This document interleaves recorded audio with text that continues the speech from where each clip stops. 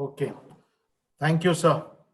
So I have three panelists with me, Dr. Sanjay Marathe from Nagpur, Dr. Venkateshwaran from Madurai, and Dr. Sharad Balaji from Chennai. Now, I am going to take over this topic of pneumococcal vaccine. I plan to cover what is the disease burden today in India. Do we pediatricians feel that this organism contributes a significant disease burden in our age group population, and does it contribute to under 5 mortality? That's number one. Number two, since there are so many serotypes of pneumococcal, touching around hundreds, do we have any data in our country to say that which serotype prevalent in our country and what composition of the vaccine should be suitable to our country? Third, we have a pneumococcal vaccine which have been there for decades together, the unconjugated, the 23 valent. Then for last 1.5 decades, we had the 7 valent, then we had the 13 valent, then we had the 10 valent, and these were all by the MNCs. And 2019, we got the Indian vaccine manufacturer, which made an indigenous vaccine with a global representation from city of Pune. Does it hold really a promise in the years to come? And the last part, of course, is that with this vaccine which has come, what is the scientific data which is on the board, and what's going to be the roadmap for this vaccine? Is it going to be a part of the practice in a pediatric day-to-day practice, or this is going to fit in the NIP program at the earliest? If it is going to fit, what is the schedule which we are looking at?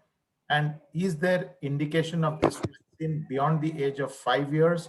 And what are the other age groups which you are going to look at? And what is the next decade of pneumococcal vaccine? Are we going to shift? Are you going to get more valent vaccine? How the valency would change the vaccine uptake across globally? But I must tell you, sir, and I think the audience from Tamil Nadu, this decade of 2021 to 2013, since I work with all the vaccine manufacturers closely, this is going to be a decade for Indian vaccine manufacturers, thanks to the COVID, which came, especially the vaccine part of it. India has been global map this year and years after that. I'm so confident that the Indian vaccine manufacturer will have a large share in the global market, because so many vaccine trials are going on and so many of them are going to be a part of the NIP in next 5 or 6 years to come. And I think it's an honor for us to be an Indian to get a vaccine which will get an applaud globally, not only by the developing countries, but even by the developed countries. So all my three panelists, we start. I would ask question, but I think if one of the panelists answers and if the other panelist has his opinion, he can vouch for it. I think Dr. Sarath, I could ask you. Yes, sir. Here, let's take, do you really think that the pneumococcal disease is a concern in our country? And do we see a large spectrum of diseases by this organism? And according to you, do you have any data to say that this organism causes or contributes to a significant under 5 mortality? Sir. Okay. Good evening, sir. Good evening, everyone. So as far as the data regarding pneumococcal deaths are concerned, the UNICEF in the year 2018 has released a statement which states that almost in India, for every 4 minutes, we have been losing one kid, which comes around 14 per hour and 300 per day in India.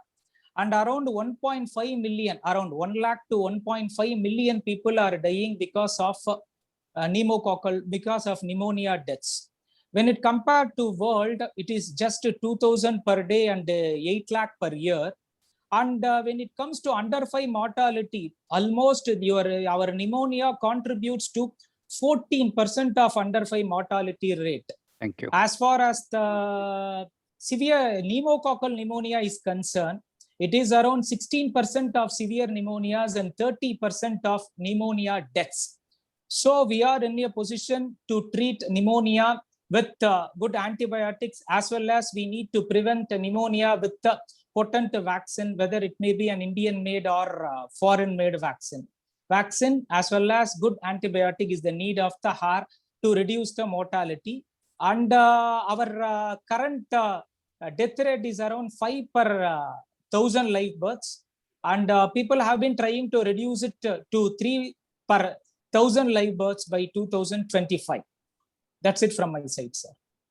Do other panelists, Dr. Venkateshwaran, Dr. Sanjay wants to add anything to what Dr. Sarath has told? No, sir. He has brought out nicely the incidence, which is relatively high in Indian situation when compared to the global situation. Almost we contribute most of the time around 1/4 to 1/5 of the total mortality of the global level. So that's what I'd like to highlight. Yeah, I think we in our day-to-day pediatric practice see a lot of pneumococcal diseases right from spectrum of otitis media to sinusitis to lower respiratory tract to pneumonia to meningitis to sepsis to cellulitis. But one of our biggest concerns was we never grow pneumococcal in our cultures. The problem is there is still no culture of doing culture in a lot of our pediatric community. That's number one. The organism is a diplococci.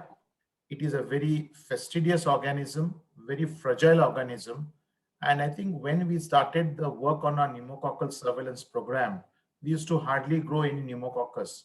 I think the beauty was that these organisms require a dedicated sheep blood agar. And when you plate on the sheep blood agar, then only the colonies grow. And once you grow these colonies, you need to pick them up. And then we have to have a specific serotype battery to say that which serotype it belongs. And there are 99 serotypes. And then you look at the serotype surveillance or serotype coverage, which is there in our country. The concern was the organism is very fastidious. It is very fragile. You require a sheep blood agar.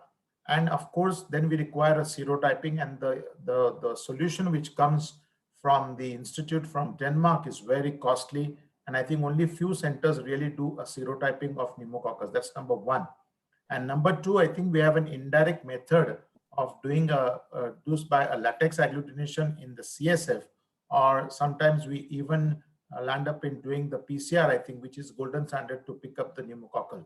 And of course, contribution to under 5 mortalities, as Sharath has told, it does. So pneumococcus, I think the another spectrum which we see as pediatricians is occult bacteremia. We see a lot of children below the age of 3 years with the count of 25,000, 28,000, and we do an X-ray, there's nothing, but blood cultures grow nothing. But I think one of the commonest organism with the Hib in the NIP today, which contributes to a significant occult bacteremia, is a pneumococcal disease, and pneumococcal organism is very, very important. The next question to Dr. Venkateshwaran: what do you think in our pediatric age group today, which is the population which we see is more vulnerable to invasive pneumococcal disease? When coming to the point of invasive pneumococcal disease, there are 3 clinical situations. One is bacteremia, another one is bacteremic pneumonia, third one is meningitis. It's a global phenomenon and it is a global burden. And the organism Pneumococcus, Streptococcus pneumonia, is very frequently isolated from the cases of severe pneumonia, meningitis, and bacteremia from Indian soil also. And the incidence is, it contributes for the under 5 mortality, and it is very common below 2 years of age. And around 70% of the invasive pneumococcal disease is mainly because of bacteremia. And we have got another excellent study from ICMR in Indian soil, which brings out that around 83% of the meningitis is mainly because of Streptococcus pneumoniae, that's pneumococcus. And also there is, they have arrived at another conclusion that more than 55% of the invasive pneumococcal disease in the form of meningitis is very common between 1 to 11 months of age. To say as a consolidation about the vulnerable age for invasive pneumococcal disease, that it is very common below 5 years, It is that too, it is very, very common below 2 years of age. And the highest prevalence is between 1 to 12 months of age. I think any other panelist wants to add what Dr. Venkateswaran has to say. Sanjay is there? Am I audible, Sanjay? Yeah. Sanjay, I can hear you.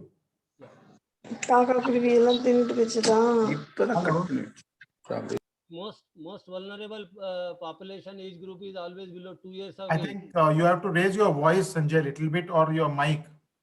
Hello, am I audible? Less audible. Sir, come closer, sir. Hello, now am I audible? Less, but Sanjay, your voice is very feeble. Dr. Sanjay Marathe, your voice is very feeble. Okay.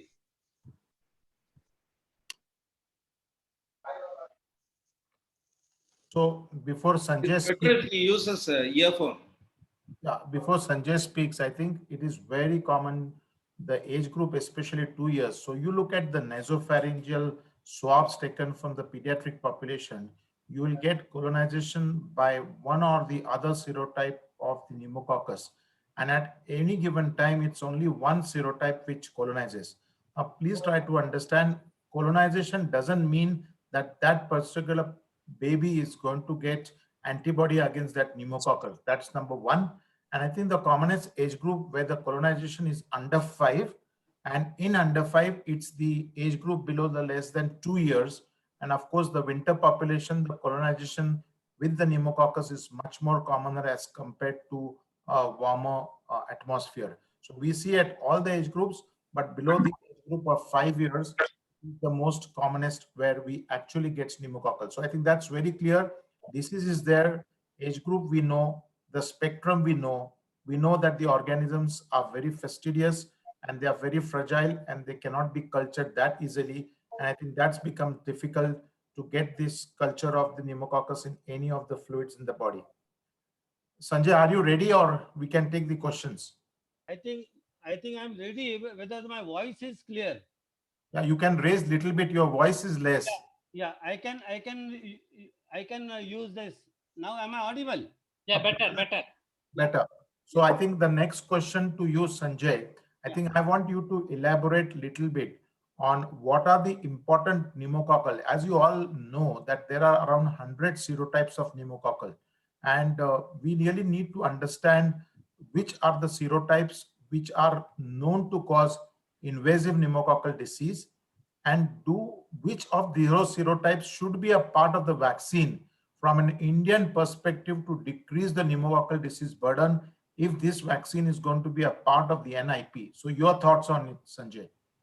Very nice question, Sanjay.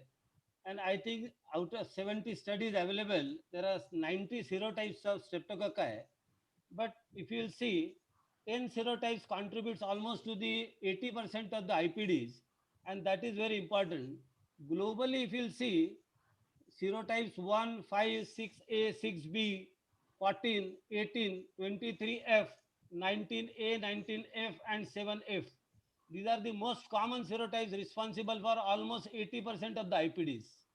But my suggestion to everybody, do not go by these serotypes only, because the serotypes which are common in a particular country may not be common in our country also.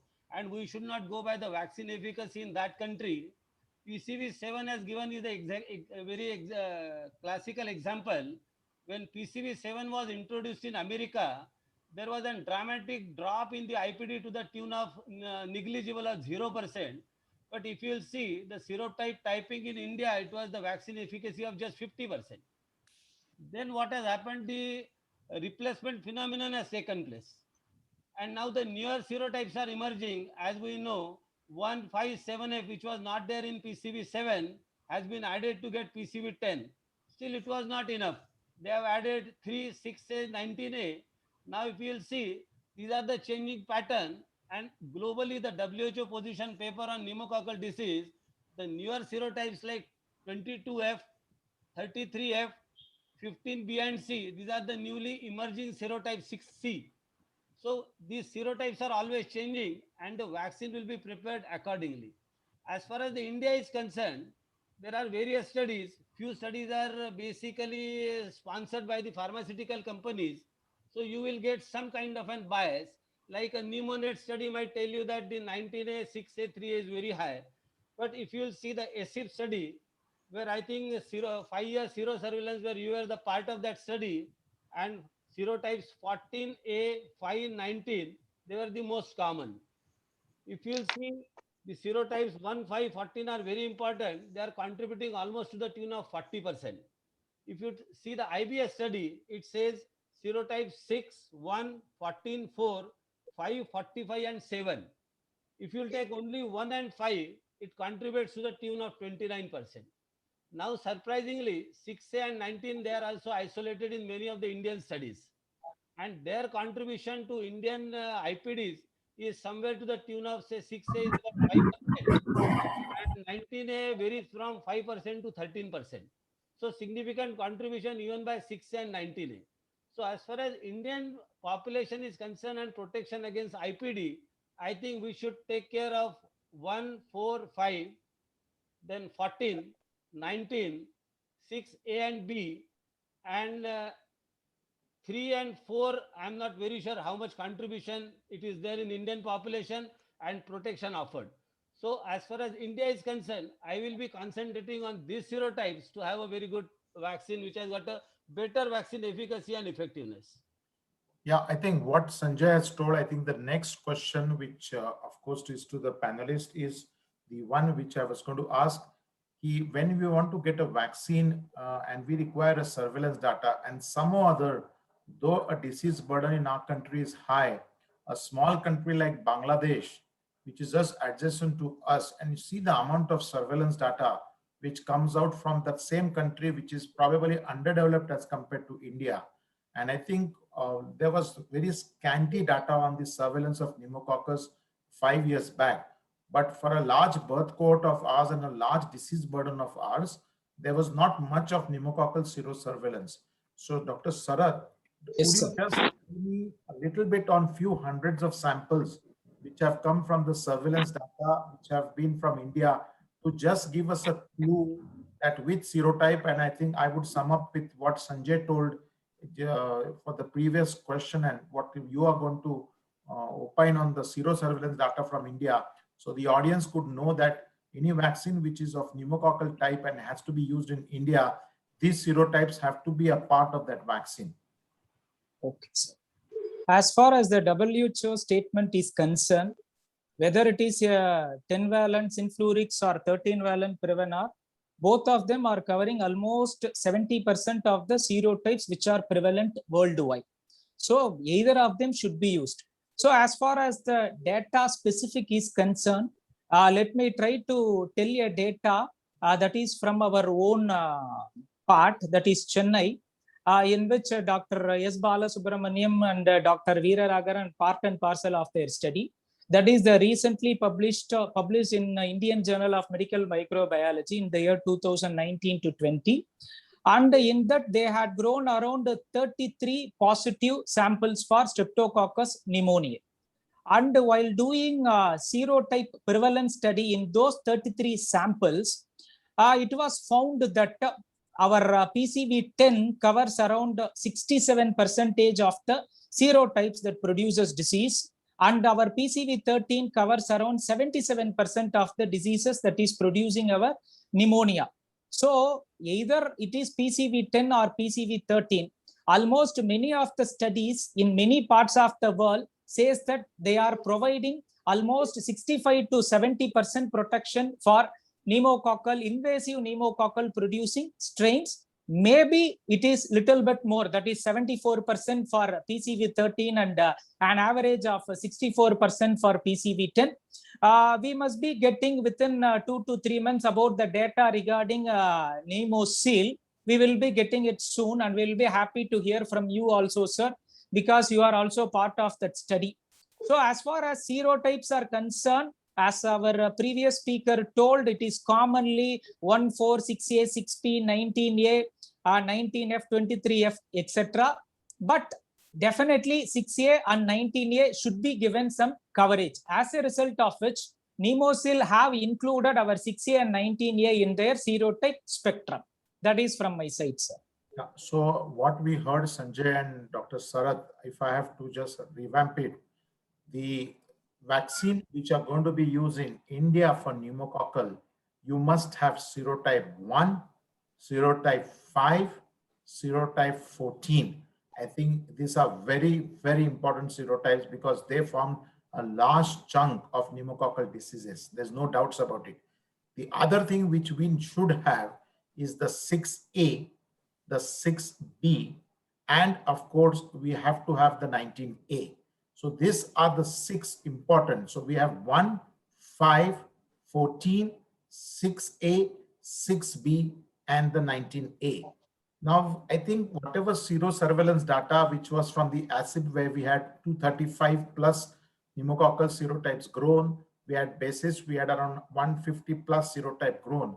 What was concluded was, and of course, the other studies which were small in numbers, the old 10 valent serotype had a coverage of around 64 to 65%. The 13 valent serotype had around 7 to 8% more coverage, probably because of the 6A and the 19A, which were a part of 13 valent, and the new 10 valent, which is the Indian, it has a 6A and a 19A of 13 valent, but doesn't have the 4 and 18C, which is there in the 13 valent. So it's 1% less. So if you look at the coverage of the old 10 valent, it was somewhere around 64 to 65%. The 13 valent was around 72 to 73%. And the new Nemosil, the beauty of was that to have a 6A and a 19A and doesn't have a serotype 4 and 18C, which itself contributes only 1%. So actually, from the coverage point of view, the new 13 valent and the new 10 valent pneumococcal, which is an Indian origin, probably the serotype coverage is hardly 1 or 2% difference. So it was really equally, it matches together on the both part of it. So I think I'm clear, it's 1, 5, 14, 6A, 6B, 19A. The old 10 valent has a coverage of 64%. The 13 valent has around 72%. And the new pneumococcal from the Indian origin is 1% behind because it doesn't have the serotype. Of course, these numbers are very small to conclude, but whatever data is available, I think the inference can be drawn from this, that these are the vaccines which are going to be used. Now, next question to Dr. Venkateshwaran. What are the various pneumococcal vaccines available to a pediatrician today in day-to-day practice? So generally, if you ask about pneumococcal vaccines, there are 2 types. One is polysaccharide vaccine and another one is conjugate vaccine. Polysaccharide vaccine is T-cell independent and poorly immunogenic. Hence, it cannot be used below 2 years of age. Also, it has got low immune memory, does not reduce the nasopharyngeal carriage, does not provide herd immunity, and the efficacy is only around 70% against invasive pneumococcal disease. It does not protect against non-bacteremic pneumonia and otitis media. That's about a polysaccharide vaccine. As far as conjugate vaccine, it is an excellent vaccine with the T-cell dependent, highly immunogenic. So it's a vaccine friendly towards pediatric age group. It has got a high immune memory. It has got a significant reduction in the nasopharyngeal carriage, and it has got a very good significant herd immunity. The efficacy against invasive pneumococcal disease is almost near 100%. It is 95 to 97%. And it is also has got a very good safety coverage of about 73% against pneumonia and around 8 to 13% in otitis media. So the various pneumococcal vaccine, already Dr. Lalwani himself has enumerated PCV13, older PCV10, otherwise Synflorix, and the newer PCV10 is the Nemosil. And he also has brought out very well which are all the serotypes that is prevalent in India. And even though there are lesser 3 serotypes in Indian manufacturing Nemosil, but the coverage is nearer to that of 13 valent vaccine. Lalwani himself has enumerated very well. These are all the various types of pneumococcal vaccine available in India and for pediatric age group. Yeah, I think the next question, Sanjay, it's quite a lengthy question, and I think the audience would like to take in depth.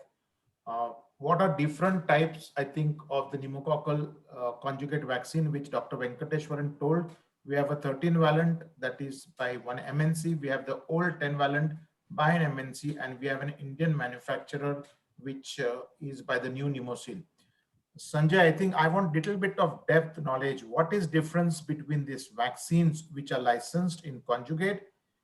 We know about the lot of studies of pneumococcal old 10 valent and 13 valent. There have been a lot of efficacy study of the vaccine which have been out, and I'm sure a lot of pediatricians have attended a lot of debates, a lot of symposias, a lot of vaccine dialogues on the 13 valent and the old 10 valent. They would like to know a little bit on the Indian vaccine, which is the Nemosil, which I told it has the beauty over 13 valent. It doesn't have 3, it doesn't have 4, it doesn't have 18C, but it has 6A and the 19A. And of course, it has 1, 5, 14, 6A, 6B, and 19A, and serocoverage of less than 1%. So little bit elaborate on this, Sanjay, and then other panelists could add on this. Thank you, Sanjay. I absolutely agree with Dr. Venkateswaran. I will just add one line about the pneumococcal polysaccharide vaccine, that it should never be used in primary immunization schedule, and it has got its own indications to be used in a high risk group or in cases where you are dealing with an immunocompromised patient. So it is never to be used in an immunocompetent primary immunization schedule. As far as the different vaccines which are available, it should be very clear. I will go a little bit in details. If we know the PCV10, now I have to take the names of the vaccine because then there will be no confusion. Let us see, we have 3 important vaccines. We have 2 10 valent PCV and 1 13 valent PCV.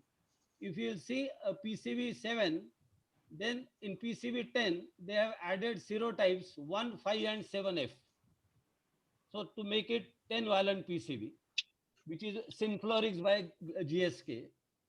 But what PCV 13 has done, addition to these 3, they added 3, 6A, and 19A. So now PCV 13 has these 13 serotypes. What the second new, a promising PCV which has come from our own country by Serum Institute, what they have done, they have taken out 3, 4, and 18C from the PCV10 of the Glaxo, and they have added 2 important serotypes of 6A and 19A to make it more effective in the world as well as in Indian scenario. Then the basic differences will be also in conjugated proteins which they are using in PCV13, that is Prevnar, and in Nemosil by Serum Institute they are using CRM as a conjugate, whereas in Glaxo they are using 3 different conjugates. The most common is protein D. Addition to that, they have taken tetanus toxide and diphtheria toxide. So this is another. As far as the adjuvant is concerned, aluminum phosphate is the adjuvant in all. Then as far as the schedule is concerned, it should be very clear. Till today, the Nemosil PCV10 has got permission. It has been recommended by ACVIP to be used in 3+1, one as a booster after 1 year of age, and 3 doses primary, 6, 10, and 14. The PCV10 by Glaxo, available as Synflorix, is recommended till the age of 5 years. The primary schedule remains the same, 6, 10, 14. The age group of 1 to 2 years, you have to give 2 doses 8 weeks apart. After 2 to 5 years, again you have to give 2 doses 8 weeks apart. Whereas PCV 13, up to 2 years, it is the same as Synflorix. After 2 years to 5 years, you have to give only 1 dose of PCV 13. This is the basic difference between PCV 13 and PCV 10. Then I would like to say PCV 13 is the only vaccine available which is recommended even beyond 5 years of age.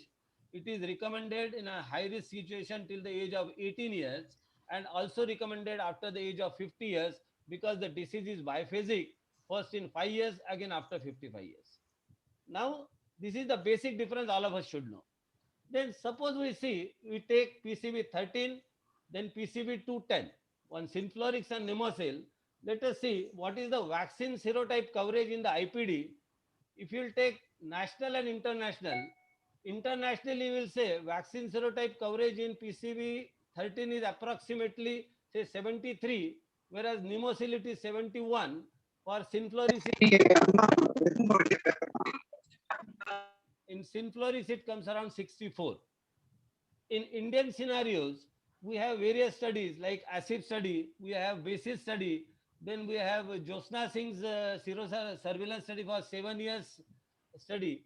All of them, they have said the serotype in IPDs, serotype coverage in IPD is the PCV 13 and Nemosil is almost close, a difference of 1 or 2, whereas Synflorix is about the difference of 7 or 8. This is the basic difference between the serotype coverage. As far as the vaccine efficacy is concerned, now we'll see the vaccine efficacy. First, we'll see in a WHO position paper 2019, out of the various studies of the vaccine efficacy at the national and the international level, the PCV 10 of GSK and PCV 13 of Prevnar, they have established excellent vaccine efficacy, safety, and immunogenicity. If you'll see the systematic review and the meta-analysis of 7 studies, the overall vaccine efficacy is around 80%. It varies from 75 to 90% against a specific vaccine serotype. Whereas against all serotypes of pneumococcal, it is around say 60%. So this is basically the basic difference. Now, if you will see about the PCV 7 or PCV 13, it has already seen the vaccine efficacy against the vaccine serotypes. It is almost to the tune of 95%.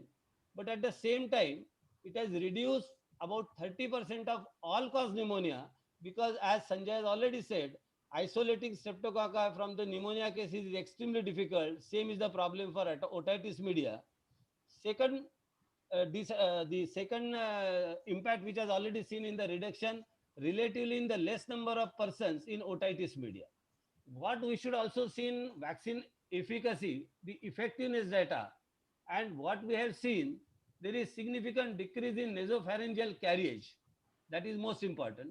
Impact on the IPDs in the adults and decrease in the otitis media cases or requirement of the invasive treatment for the otitis media.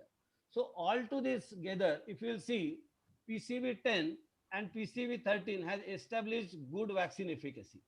The PCV 13, which was introduced in other countries like Uruguay, even UK, they have shown the same vaccine efficacy, where the PCV 10 Synflorix, which it was introduced in Finland, it has given almost vaccine efficacy to the tune of 90 to 95% against the vaccine serotypes available. This is basically about the vaccine efficacy and effectiveness of PCV 13 and PCV 10. Now, as far as the vaccine efficacy of the new vaccine is available, that is Nemosil. Now, I should make it very clear to the audience. Now, vaccine efficacy trials are extremely difficult, very costly, and not possible. The WHO has said it very clear. Now, for the passive immune correlate of protection of 0.35 microgram per ml has been established against the pneumococcal serotypes. Plus, now what is required, instead of going for the vaccine efficacy studies, they can go for the non-inferiority trials. So now if you see a new vaccine which has come in the market, I personally feel it's a very promising vaccine because of the serotypes which they have already included and various studies. Couple of studies, if you'll see, the ACVIP recommendations have come on the studies which has already been published. Whereas there are many studies which are already there, the data is available but not yet published. The two most important studies which I would like to quote is Gambian study, where it is the study called as VAC 56. In that study, what they have done, they have not only done the safety, immunogenicity, lot to lot consistency, non-inferiority to PCV10, that is Synflorix, and they have also done that non-interference when other vaccines are given simultaneously with this Pneumocell. So if you see the data of this study on which the WHO has given pre-qualification for this Pneumocell vaccine to be used in 3+1 schedule and can be purchased by any country which has been financially supported by Gavi. So this is one excellent study. Another study on which the DCGI has given permission in India for 6, 10, 14. That study is basically 3 doses to be given in 6, 10, 14. And there the comparator was Prevnar and Synflorix both. So in this Pneumocell has established its immunogenicity and and and non-inferiority to this in a primary schedule. Okay. So I think what I want to just conclude what Sanjay told, that the Pneumocell vaccine, there is no efficacy data because we cannot really do, but the surrogate marker for the pneumococcal vaccine is to look at the GMT titers of the IgG and the OPA titer. But I think the most important antibody for pneumococcal is the OPA, that is the opsonophagocytic antibody, because this is a capsulated organism, and the OPA titer. Let me make it very clear to audience that the study which was done in Gambia was 3+1 and the comparator was Synflorix, on which this was the first vaccine manufactured in India, accepted by WHO, used in India much before, 8 months prior to use in India. That's number one. The study which was done in India by this same vaccine, we did a toddler study with 2 doses first, was a phase 2 study. And then the phase 3 study was 6, 10, and 14. But I think the comparator here initially was only the 10-valent Synflorix. But since that time, Prevnar was a part of NIP in some district, the DCGI insisted that you should have one more arm. So we had 3 arms. We had 1 arm of Pneumocell, 1 arm of Synflorix, and 1 arm of Prevnar.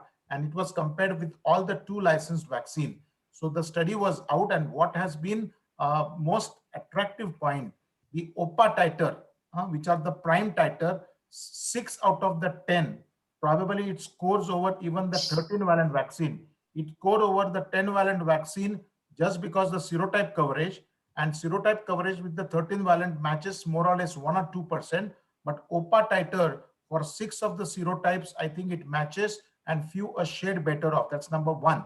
Number two, there was a question which was in the ACVIP, why this is 3+ when the DCGI has not recommended.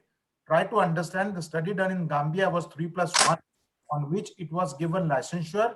You had a toddler study already done in India at 12 to 15 months of age, and we have already finished a study of 2+1, 6 weeks, 14 weeks, and 9 months. And I think the paper should be out in next 2 months' time. And I think the results are very, very encouraging. I'm sure it's going to be a vaccine which is going to be of global importance. And I am sure Indian study for Pneumocell have come out. There is a data, there are published data. I think that's all for the serotype. That's all for the efficacy of the study. And that's all about Pneumocell, whether 3+0, Gambia study, toddler study of 2 dose. And I think we will have a study out maybe by the end of the June of 6 weeks, 14 months.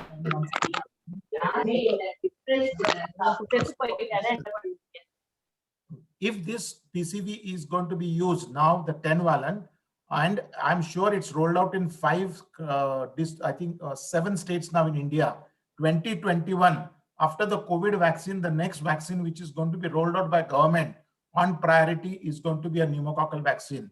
I think I expect it to be rolled out across the nation by December end. If this vaccine rolls out, what will be the schedule the pediatrician has to follow?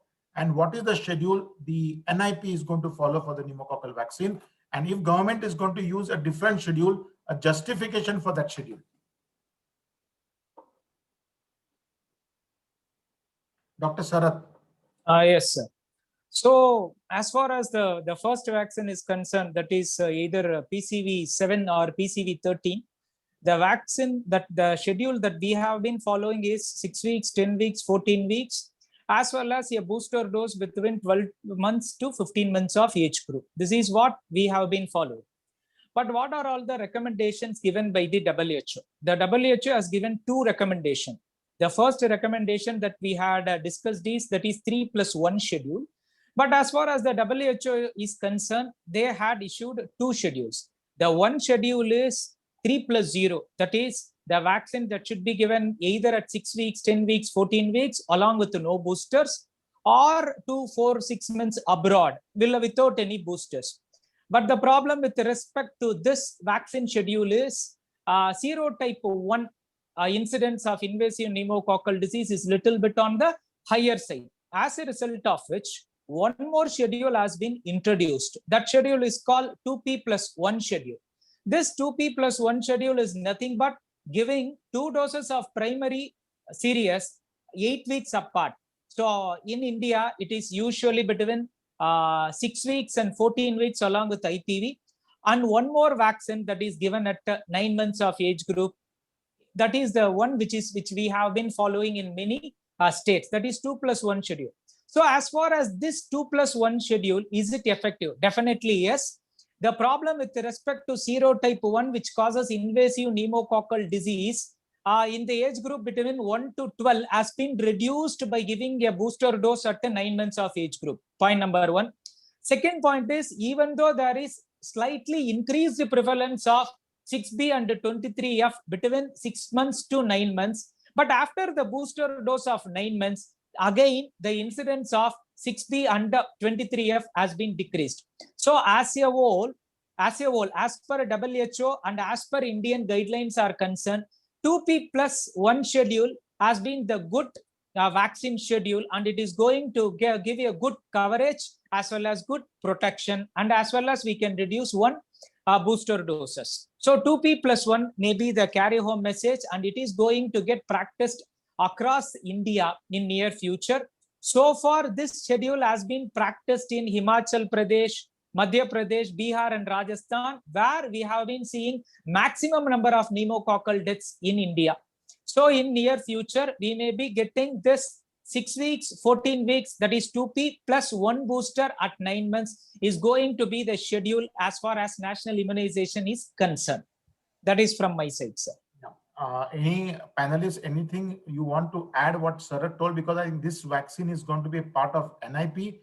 And there was one slide with Dr. Kasi showed that what we practice is from a personal practice, but when it's going to be used at government, you look at the safety and you look at the cost reductiveness. So Sanjay, you want to add in short brief? We are running short of time. Yeah. This 2P+1 is very good schedule to be introduced in NIP. But as far as individual protection is concerned, we must continue with 3+1, which is the gold standard in the treatment protection against the pneumococci. So this is a schedule to be introduced only in NIP, not to be practiced in our private practice when you try to give adequate protection, rather the ideal protection to the individual, the patient who comes to your OPD. So I think when this vaccine is going to be a part of NIP, the schedule is going to be 2+1. The advantage are as follows. 6 weeks and 14 weeks, we have 8 weeks apart, a better immunogenicity. That's number one.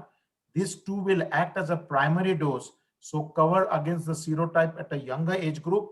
You give a booster in a form of 9 months dose, so your coverage gets extended up to the age of 2 years, which is the most vulnerable age for the pneumococcal. And third, probably one dose reduction becomes a huge cost reduction. And if your coverage for your vaccine for the first 3 DPT is 70%, huge amount of herd immunity would come, and I think 2+1 dose would be suffice. Believe me, we all agree that rotavirus came and gastroenteritis has gone. Hip grain and your croup and your otitis media has gone. Whatever we see in practice is occult bacteremia, sepsis, and meningitis and pneumonia.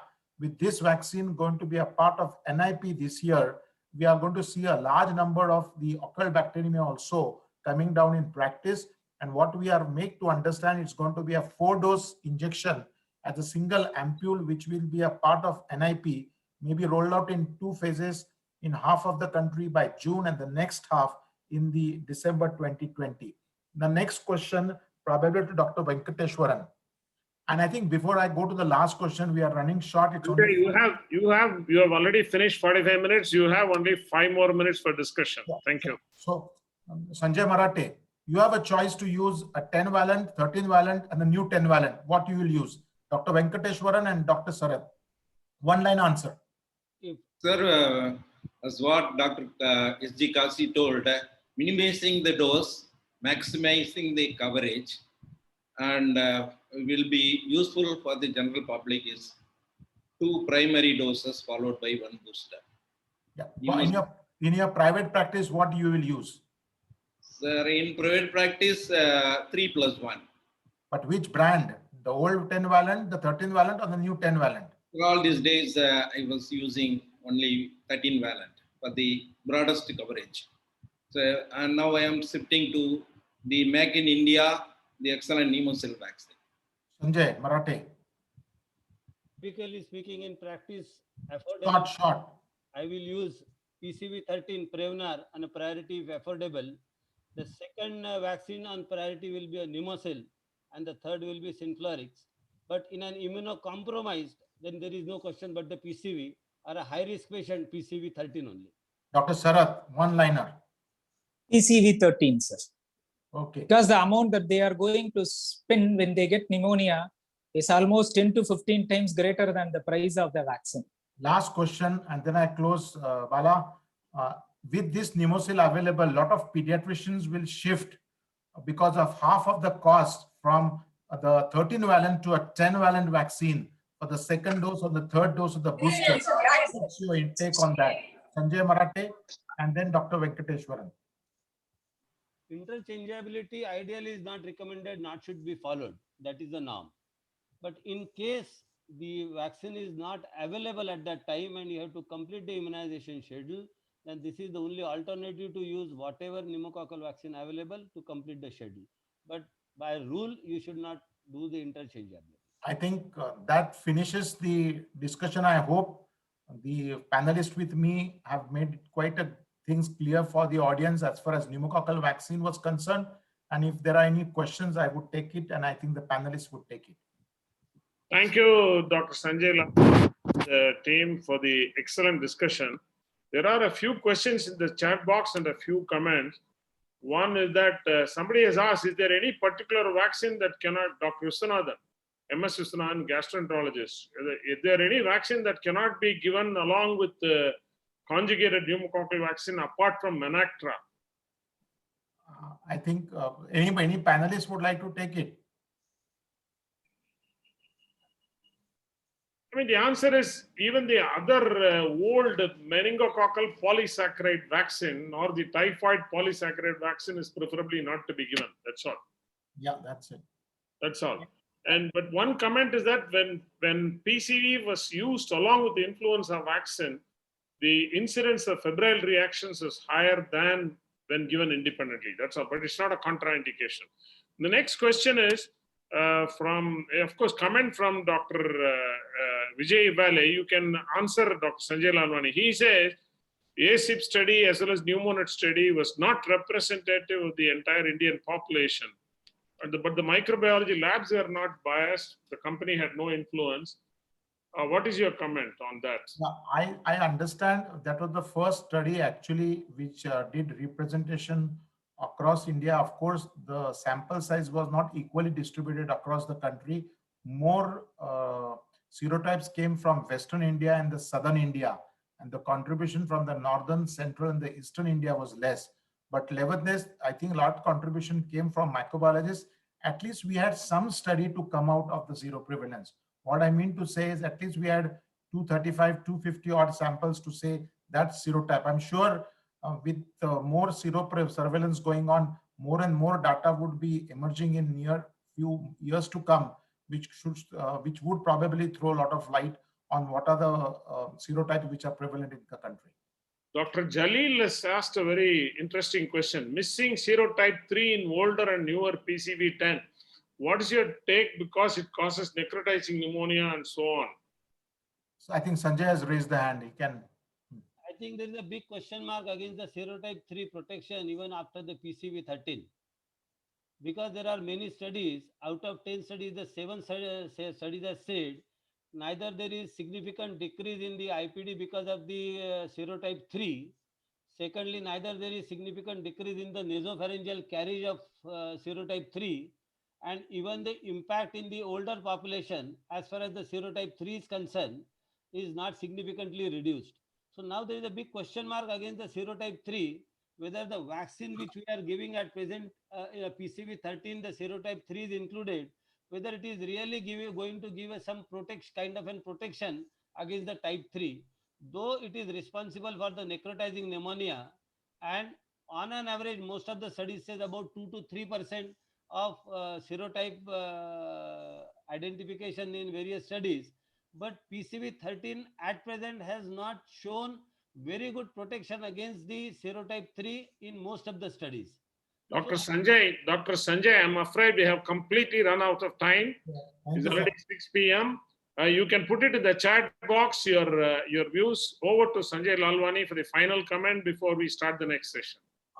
I hope we have clarified to you on the pneumococcal vaccine, the serotypes, the surveillance studies, the old 10-valent, the new 13-valent, the new 10-valent, the Indian vaccine, the studies which have been used. This is the vaccine which has a serotype as on today, probably to our country suits the most. The cost has been one of the consideration with the science.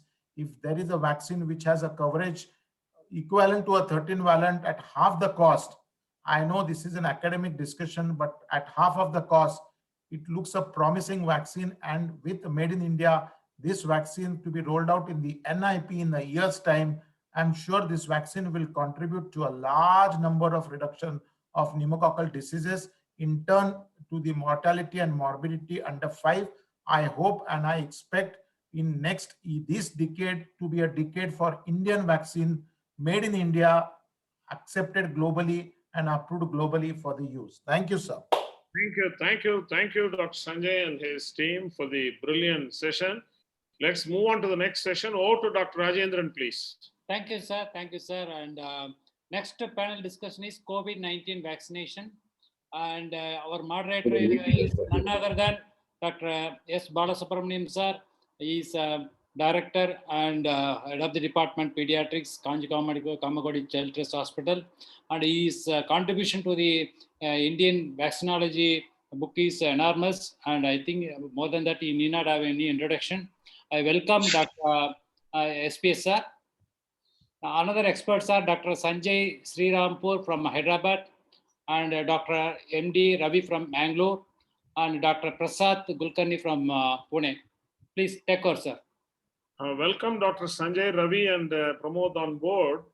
I have great pleasure in introducing 3 senior vaccinologists for the discussion. First is the senior most is Dr. Sanjay Srirampur from Hyderabad, the big man of Hyderabad, who has been part of ACVAP several times, and he is well known for his very lucid and clear views on vaccine. Welcome, Dr. Sanjay. And he is accompanied by Professor Ravi, MD Ravi. His name itself consists of a degree, MD Ravi. He is the Professor of Pediatrics at JSS Medical College, Mangalore. Mysore, sir. He has a special interest in vaccines because he is heading the vaccine trial unit of his hospital, and he is currently in charge of supervising all the vaccine trials in his institution. And his institution is carrying out COVID vaccine trials, so that's one of the reasons why he has been called as an expert. Welcome, Dr. Ravi. Well, we have an extremely important person into the panel today. It is Dr. Prasad Kulkarni. Prasad, welcome, Dr. Prasad